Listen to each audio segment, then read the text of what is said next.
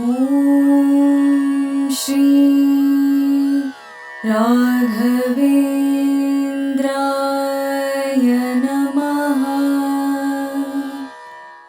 ಶ್ರೀ ಗುರುಭ್ಯೋ ನಮಃ ಪರಮ ಗುರುಭ್ಯೋ ನಮಃ. ಶ್ರೀಮದ್ ಆನಂದ ತೀರ್ಥ ಭಗವತ್ಪಾದಾಚಾರ್ಯ ಗುರುಭ್ಯೋ ನಮಃ. ಶ್ರೀ ವೇದವ್ಯಾಸಾಯ ನಮಃ. ಲಕ್ಷ್ಮೀ ಹಯಗ್ರೀವಾಯ ನಮಃ. ಲಕ್ಷ್ಮೀ ವೆಂಕಟೇಶಾಯ ನಮಃ. ಓಂ ನರಸಿಂಹೋ ಅಖಿಲಾಜ್ಞಾನಃ ಮತದ್ವಾಂತ ದಿವಾಕರಃ ಜಯತಿ ಅಮಿತ ಸುಜ್ಞಾನ ಶುಭಶಕ್ತಿ ಪಯೋನಿಧಿ. ಪೂಜ್ಯಾಯ ರಾಘವೇಂದ್ರಾಯ ಸತ್ಯಧರ್ಮರಥಾಯ ಚ ಭಜತಾಂ ಕಲ್ಪವೃಕ್ಷಾಯ ನಮತಾಂ ಕಾಮಧೇನವೇ ದೂರ್ವಾದಿ ದ್ವಾಂತರವೇ ವಿಷ್ಣುವೇಂದ್ರೇ ವರಂದ್ರೇ ಶ್ರೀ ರಾಘವೇಂದ್ರ ಗುರುವೇ ನಮೋ ಅತ್ಯಂತ ಧ್ಯಾನವೇ.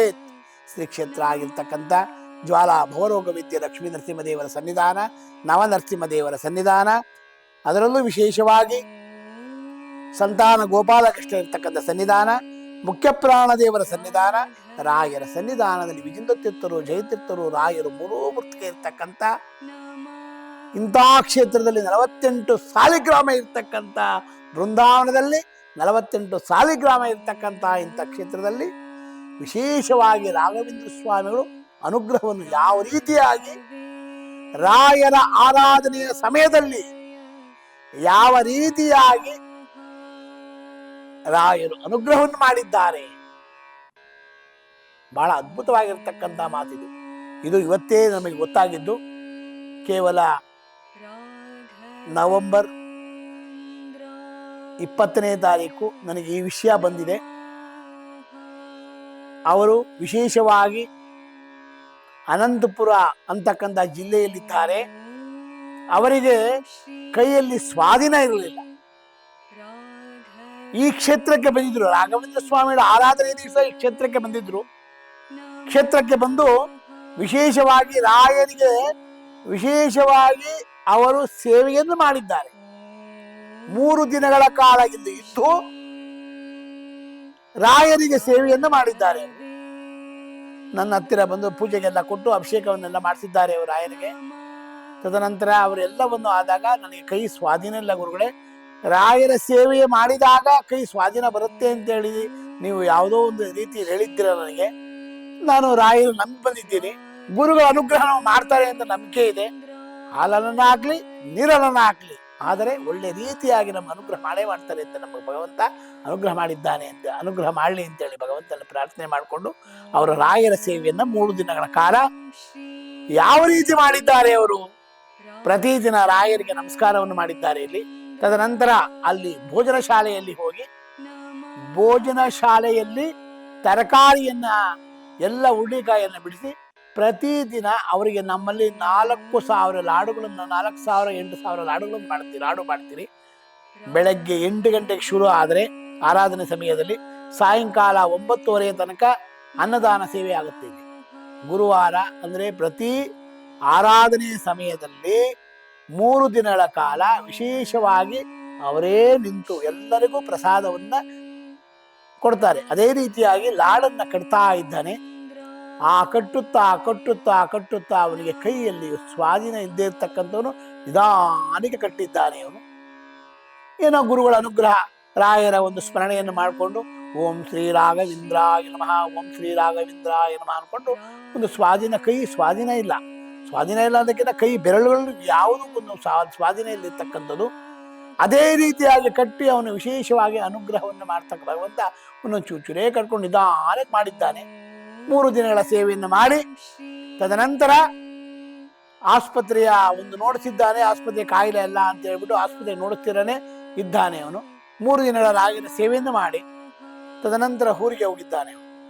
ಊರಿಗೆ ಹೋಗಿ ಪ್ರತಿದಿನ ರಾಯರ ಸ್ತೋತ್ರವನ್ನು ಹೇಳಿ, ರಾಯರಿಗೆ ಒಂದು ಅವನು ಬ್ರಾಹ್ಮಣ, ಪ್ರತಿದಿನ ರಾಘವೇಂದ್ರ ಸ್ವಾಮಿಗಳ ಒಂದು ವಿಗ್ರಹ ಇದೆ, ಬೃಂದಾವನ ಇಲ್ಲ, ವಿಗ್ರಹಕ್ಕೆ ಮತ್ತೆ ಒಂದು ಸುದರ್ಶನ ಮತ್ತೆ ಚಕ್ರಾಂಕಿತ ವಿಷ್ಣು ಪಾದವನ್ನು ಇಟ್ಕೊಂಡು ಅದಕ್ಕೆ ಪ್ರತಿದಿನ ನೀರು ಹಾಕಿ ಆ ತೀರ್ಥವನ್ನು ಸ್ವೀಕಾರವನ್ನು ಮಾಡ್ತಾ ಇದ್ದ. ಪ್ರತಿದಿನ ಪೂಜೆಯನ್ನು ಮಾಡಿ ಪ್ರತಿದಿನ ತೀರ್ಥವನ್ನು ಸ್ವೀಕಾರ ಮಾಡ್ಕೊತಾ ಇದ್ದ. ರಾಘವೇಂದ್ರ ಸ್ವಾಮಿಗಳು ಅವನಿಗೆ ವಿಶೇಷವಾಗಿ 3 ತಿಂಗಳಲ್ಲಿ ಅವನಿಗೆ ಕೈ ಸ್ವಾಧೀನ ಬರುವಂತೆ ರಾಯರೇ ನಿಂತು ಮಾಡಿದ್ದಾರಂತೀವಲ್ಲ. ಯಾವ ಪವಾಡ ಇದು? ಗುರುಗಳ ಅನುಗ್ರಹ ಹೇಗಿರುತ್ತೆ?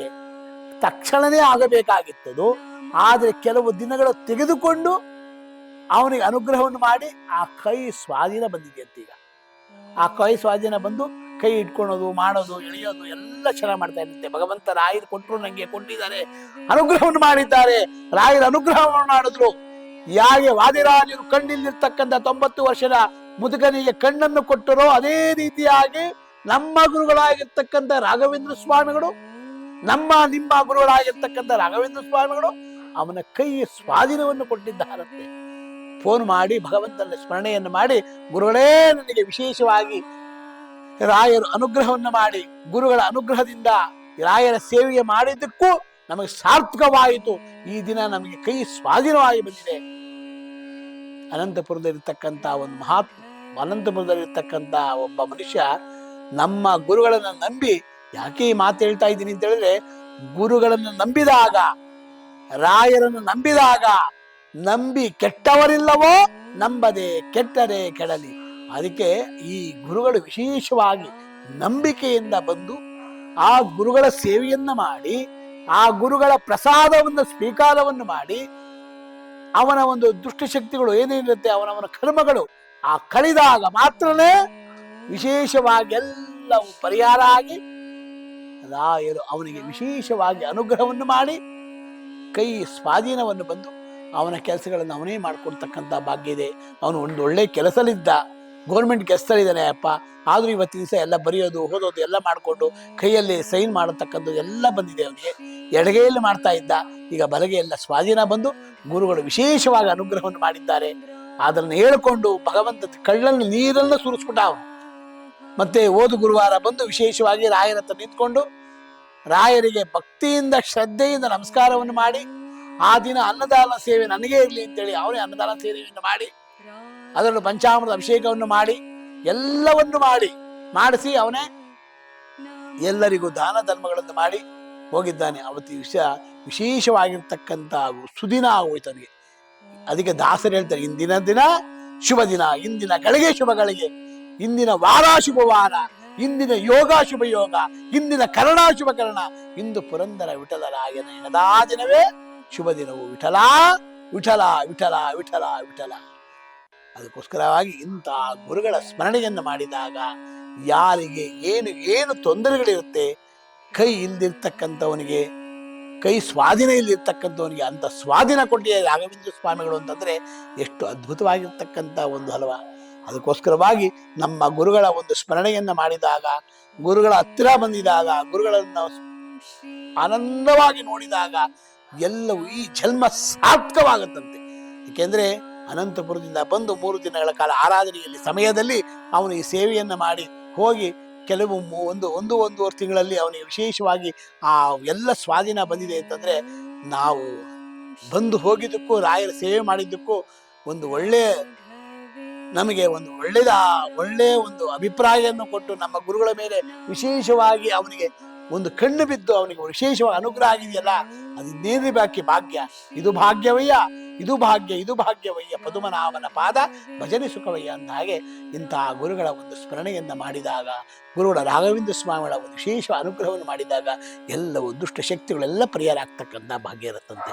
ಅದಕ್ಕೋಸ್ಕರವಾಗಿ ಇಂತಹ ರಾಘವೇಂದ್ರ ಸ್ವಾಮಿಗಳ ಸನ್ನಿಧಾನದಲ್ಲಿ ಏನೇನು ಸಮಸ್ಯೆಗಳಿದೆ ಆ ಸಮಸ್ಯೆಗಳೆಲ್ಲ ತಂದು ಇಡಿ, ಅವರ ಮುಂದೆ ಇಟ್ಟು ನಿಮ್ಮ ಸಮಸ್ಯೆಗಳು ನೀವೇ ಪರಿಹಾರ ಮಾಡ್ಕೊಳ್ಳಿ, ಅದರಿಂದ ಎಲ್ಲರಿಗೂ ಅನುಗ್ರಹ ಆಗಲಿ ಅಂತೇಳಿ ಭಗವಂತನ ಪ್ರಾರ್ಥನೆ ಮಾಡ್ತಾ, ಪೂಜ್ಯಾಯ ರಾಘವೇಂದ್ರಾಯ ಸತ್ಯ ಧರ್ಮರತಾಗಿ ಚ ಭಜತಾಂ ಕಲ್ಪವೃಕ್ಷಾಯ ನಮತಾಂ ಕಾಮಧೇನವೇ ದೂರ್ವಾದಿ ಧ್ವಾಂತರವೇ ವೈಷ್ಣವೇಂದ್ರೇ ವರಂದ್ರೇ ಶ್ರೀ ರಾಘವೇಂದ್ರವೇ ನಮೋ ಅತ್ಯಂತ ಧ್ಯಾಳವೇ. ಹಂಸರಾಮ ಪಕ್ಷಿಯಾಗಿರ್ತಕ್ಕಂಥ ಹಾಲನ್ನು ತಗೊಂಡು ನೀರನ್ನು ಬಿಡುತ್ತೋ ಅದೇ ರೀತಿಯಾಗಿ ನಮ್ಮಲ್ಲಿರ್ತಕ್ಕಂಥ ಒಳ್ಳೆ ಗುಣಗಳನ್ನು ತಗೊಂಡು ಕೆಟ್ಟ ಗುಣಗಳನ್ನು ಬಿಟ್ಟು ನಮ್ಮನ್ನೆಲ್ಲ ಉದ್ಧಾರ ಮಾಡಿ ಅಂತೇಳಿ ಭಗವಂತನಲ್ಲಿ ಪ್ರಾರ್ಥನೆ ಮಾಡ್ತಾ, ಸರ್ವಂ ಶ್ರೀಕೃಷ್ಣಾರ್ಪಣಮಸ್ತು. ಮಧ್ವಾಂತರ್ಗತ ಭಾರತೀಶ ಅರ್ಪಣಮಸ್ತು. ಪುಟ್ಟರಾಯರೇ, ಏನ್ ಮಾಡ್ತಿದ್ದೀರಾ?